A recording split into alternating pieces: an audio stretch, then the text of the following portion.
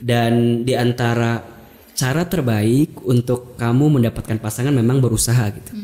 Jadi ada memantaskan, ada mengusahakan. Ya. Kamu ikut ngaji, taklim, ya, kajian gitu ya, online, offline. Itu cara kamu memantaskan dirimu di hadapan Allah agar bertemu dengan orang yang pantas untuk dirimu. Tapi nggak bisa gitu aja.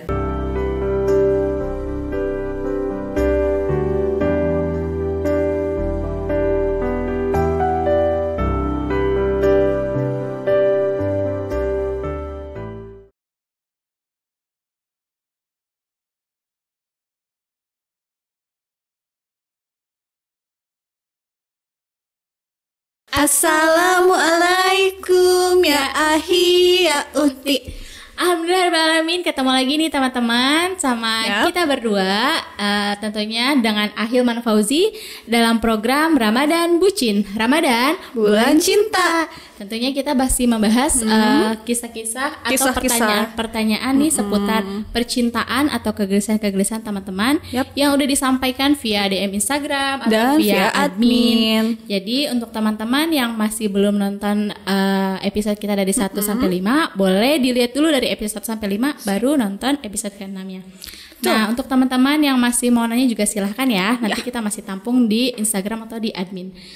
Nah, pertanyaannya hari ini Tirtinyi ini adalah di episode 6 kali ini agaknya lumayan relate banget nih, sangat relate kehidupan kita ya. Kehidupan anak medsos, anak milenial gitu ya.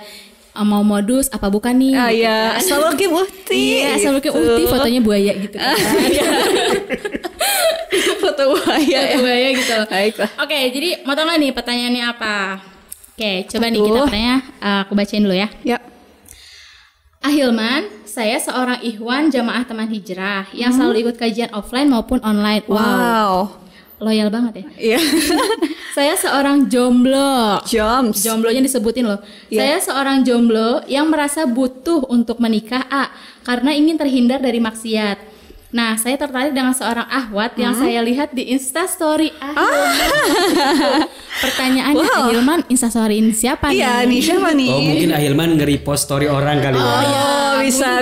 Jangan sampai Ahilman story ini. Kapan gitu? Mungkin orang ngetik Ahilman repost. Ya. Nah, terus saya sudah follow nih namun saya belum mengenalnya lebih dalam. Udah gercep. Selama ini saya hanya stalking via Instagram saja. Secara visual saya ada ketertarikan. Apakah tidak apa-apa ya kalau saya ajak kenalan via DM dan melakukan proses selanjutnya? Nampaknya Ahi ini sedang bingung nih dia mau nerusinnya tuh gimana mau gitu. Langsung DM ke orangnya atau gimana mungkin nih? ada stepnya atau gimana nih cara baiknya karena secara visual katanya kan dia ada ketertarikan ya. Jadi udah pernah masuk belum story? Jangan kamu kali.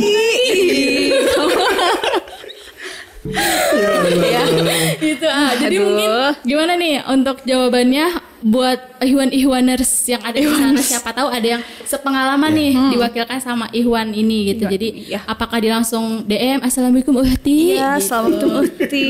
Atau langsung gimana gitu. Silakan. Udah DM belum? Kira-kira udah nge-DM belum? Belum katanya. Belum DM ya? Belum DM, Dia bingung nih. Masih bingung. Iya, memang sebaiknya jika kita punya perasaan cinta kepada seseorang, lebih baik mencari perantara gitu ya, wasilah yang bisa menghubungkan perasaanmu dengan orang yang kamu cintai. Kalau misalnya tadi tertarik dengan perempuan karena ada di Instastory Ahilman, lebih baik mungkin nge-DM Ahilman. Perantaranya tuh Ya, kayak boleh gimana? jadi perantaranya adalah orang yang kita anggap layak, pantas gitu ya, untuk menyampaikan pesan cinta yang kita miliki. Jika itu yang lebih baik, itu yang lebih bijak. Tapi kan Ahilman saya pengen coba kenal dulu gitu ya. Kalau Ahilman mungkin termasuk orang yang nggak masalah sih kalau kita mau hanya sekedar assalamualaikum gitu ya. Tapi kan jarang dibalas gitu. Siapa kamu kan gitu kan? Assalamualaikum. Kecuali kamu ganti profil dulu gitu. Ya makanya Dan ya satu kan khawatir nggak dibalas gitu ya. Yang kedua juga Dan profilnya pakai apa? Pakai profil Hilman apa? Apa profil opa? ya, dan khawatirnya adalah akan ada setan yang bermain di situ kan. Kita menghindari kholwat ya, berduaan dengan lawan jenis. Kan kita tahu walaupun mungkin tidak langsung duduk ya, tidak langsung bersama, tapi kan melalui chat yang ada di Instagram atau di sosial media kan mungkin akan menumbuhkan intensitas yang lebih gitu kan. Khawatirnya kita tidak bisa menahan, kita tidak bisa mengendalikan, ujungnya malah menjadi madorot gitu. Maka kenal dengan seseorang tuh wajib lah ya, diperintahkan kita untuk ta'aruf, saling mengenal. Tapi dalam ta'aruf ada etikanya ya, ada etikanya. Yang pertama adalah tadi Ahilman sampaikan, kita harus memiliki perantara. Ada murabi, ada guru yang bisa menghubungkan perasaan yang kamu miliki kepada orang yang kamu cintai itu atau yang kamu sukai itu. Kemudian juga yang kedua, ketika kamu ta'aruf memang ada targetnya. Kamu memang serius ingin menikahinya. Bukan hanya sekedar ingin pengen kenal aja. Pengen nyoba deket aja gitu. Nah, jangan begitu. Memang di awal niatnya adalah kita ingin serius ya menikahi orang yang kita sukai itu gitu.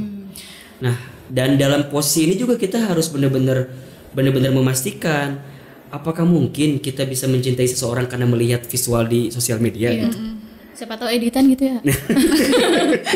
Jangan tertipu dengan apa yang ditampilkan di sosial media. Ada yang bilang sosmed itu tempat pamer, tempat pamor katanya. Jadi apa yang dihadirkan di sosmed biasanya yang pamer-pamer sama yang pamor-pamor. Maka jangan tertipu gitu. Jangan sampai mudah mengatakan cinta, suka gitu ya dengan apa yang dilihat di sosial media. Kamu harus lebih meyakinkan terhadap perasaan kamu ketika kamu bisa mengenali dirinya lebih real gitu, lebih jelas gitu. Misalnya ketika kamu sudah mencari murabinya, mencari gurunya gitu, kamu kemudian bisa berkenalan melalui murabi itu, guru itu dengan orang yang kamu cintai itu. Sampai nanti bisa tukeran CV. Jadi nggak langsung. Bisa tukeran profil gitu. Kalaupun kamu sering berkenalan, tetap ada penengahnya. CV itu apa? Kurikulum vitae. Kurikulum vitae. Yang buat ngelamar. Ya, bisa ngelamar pekerjaan gitu. CV itu mungkin kalau untuk bab ta'aruf lebih kepada siapa diri kamu gitu ya. Dan kemudian jika kamu ingin menikah, kamu ingin mencari pasangan yang seperti apa. Kamu juga harus sampaikan apa kelebihan kamu, apa kekurangan kamu, apa yang kamu sukai, apa yang tidak kamu sukai. Kamu harus jujur apa adanya kepada orang yang kamu sukai. Begitupun juga dengan orang tersebut gitu. Nanti saling benar-benar ta'arufnya terjadi dengan baik gitu loh. Jangan menutupi segala sesuatu kepada orang yang kamu ingin serius menikahinya. Karena bagaimanapun biasanya kamu akan ketahuan apa yang ditutupi itu, kecuali memang urusan aib ya, aib yang khawatirnya nanti menyakiti orang tersebut gitu. Contoh ketika kamu punya masa lalu misalnya gitu ya, selama dia tidak bertanya tidak usah menjawab, karena kamu menghindarkan kemadorotan yang mungkin bisa terjadi. Ya kan, darul mafasid muqaddamun ala jalbil masalih. Menghindarkan kemadorotan itu lebih diutamakan daripada menghadirkan kemaslahatan. Kamu pengen menceritakan seluruhnya ya sah-sah saja, tapi sekiranya bahwa ini adalah aib, malah nanti akan merusak hubungan di antara kamu berdua, boleh jadi kamu keep itu, tetapi dengan komitmen kamu akan memperbaikinya ke depan. Jadi masa lalu itu kan bukan untuk diumbar kemudian dibiarkan begitu saja, bukan gitu. Tapi memang kamu harus memaafkan masa lalu gitu ya. Memaafkan itu tidak menjadikan kamu lupa dengan masa lalu, tapi memaafkan itu bisa membuatmu memperindah masa depan katanya. Catat status tuh ya. Status pertama update, status kedua. Kedua. Jadi masa lalu tidak akan melupakan masa lalu. Memaafkan tidak akan bisa melupakan masa lalumu, tapi dengan memaafkan bisa memperindah masa depanmu. Makanya untuk seseorang yang pernah punya masa lalu ya sudah maafkan saja. Der mantan, maafkan aku yang dulu. Karena aku sudah tidak lagi di situ sekarang. Karena aku tidak bisa balikan. Aku sudah ada di sini. Nah, tapi kan Ahilman ini rasanya penting untuk diceritakan. Selama menurut teman-teman itu penting diceritakan ya sudah sampaikan. Tetapi dengan dasar apakah orang tersebut akan jadi sakit hati nggak jika kamu menceritakan ini gitu. Ya, ini yang mungkin yang sering ditanyakan ya. Dan ya bicara aib kan semua orang juga punya aib sih. Iya. Semua orang juga punya masa lalu gitu. Kullu bani Adam khata'un wa khairu khata'ina at-tawwabun, kan begitu. Setiap anak Adam itu punya dosa, punya kesalahan, dan sebaik-baiknya orang yang pernah berbuat salah adalah orang yang bertaubat kepada Allah gitu. So, sederhananya kamu boleh mencintai seseorang, tapi kamu harus memastikan siapa seseorang itu. Karena yang membuat hidupmu nanti akan indah bukan di mana kamu tinggal, bukan bukan seperti apa kehidupanmu, tapi dengan siapa kehidupanmu. Status ketiga. Kamu harus menemukan pasangan yang benar-benar tepat. Jika dengan Instastory aja kamu bisa mencintai dirinya, maka bagaimana jika ada Instastory yang lain yang lebih cantik dari kamu? Itu dia. Maka jangan mudah menyimpulkan. Tapi jika memang itu benar perasaan cinta, langsung DM aja murabinya, DM aja gurunya. Kalau dia memang ada di story Ahilman, biasanya sih Ahilman yang nge-repost misalnya postingan dia, ya kenapa enggak teman-teman nge-DM ke Ahilman ya. Mudah-mudahan Ahilman baca gitu ya. Soalnya kan kalau udah centang biru agak susah masuknya ke general atau ke jadi teman-teman harus memastikan itu, dan ya sah-sah saja gitu ya. Dan di antara cara terbaik untuk kamu mendapatkan pasangan memang berusaha gitu. Jadi ada memantaskan, ada mengusahakan ya.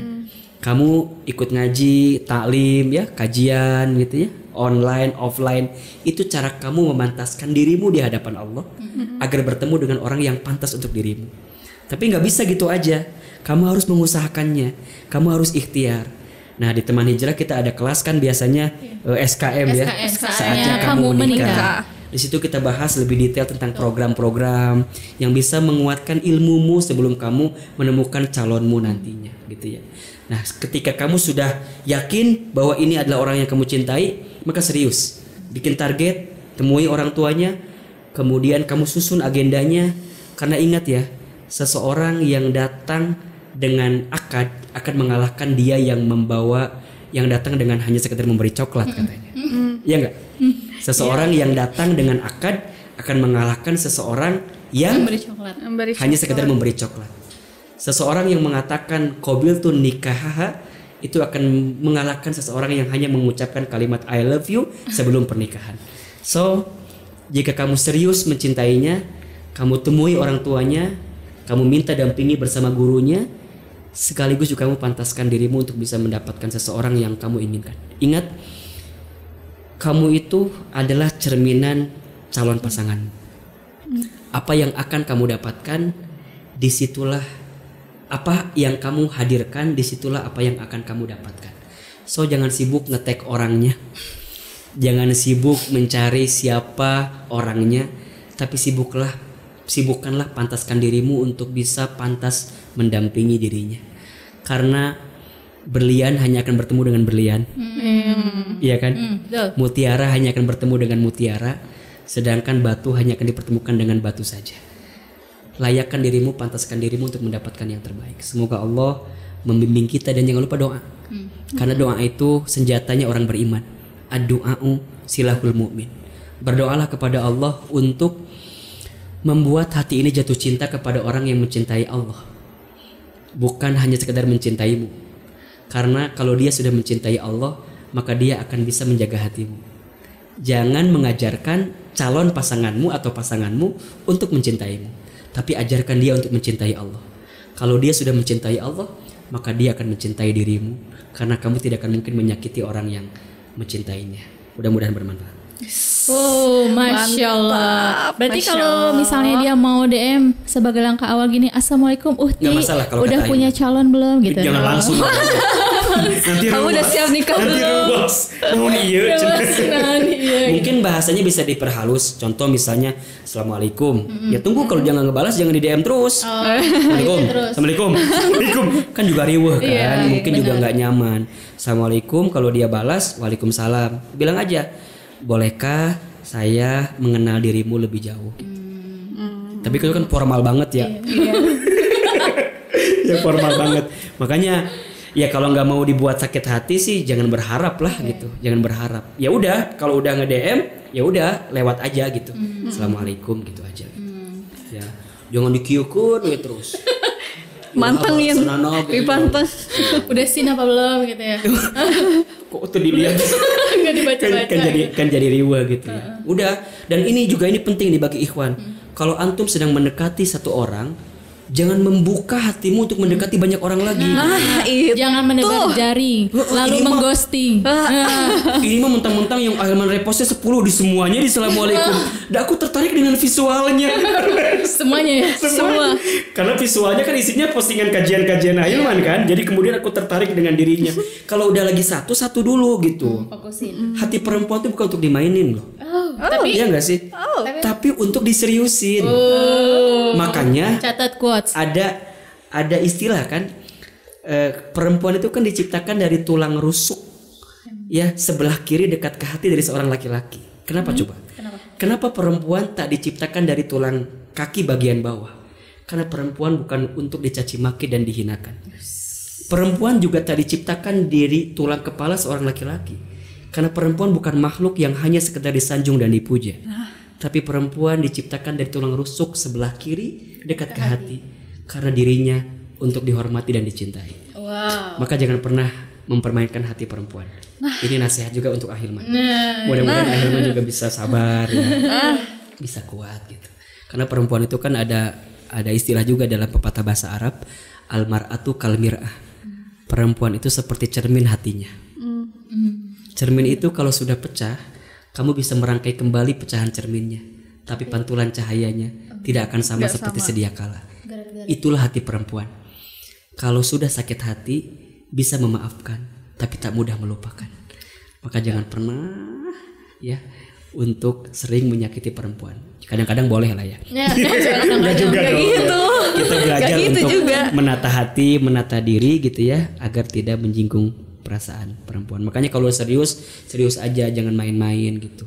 Karena kalau kitanya di awal udah main-main, khawatirnya malah mendatangkan keburukan dan kemadharatan. Wallahu a'lam bishawab. Gitu. Gimana? Begitu. Mantap sekali jawabannya ya. Jadi mungkin cara terbaiknya adalah tadi ya dengan cara yang baik juga, mungkin mendekati murabinya. Gitu. Jadi nggak main langsung terabas gitu ya. Terabas. Gas aja lah. Gas aja gitu. Jadi ada stepnya, ada caranya gitu. Karena untuk mendapatkan yang baik harus dengan cara yang baik juga gitu. Catat. Lagi niatnya baik juga kan. Oke, untuk teman-teman semua yang masih mau bertanya, boleh dikirimkan via Instagram atau admin.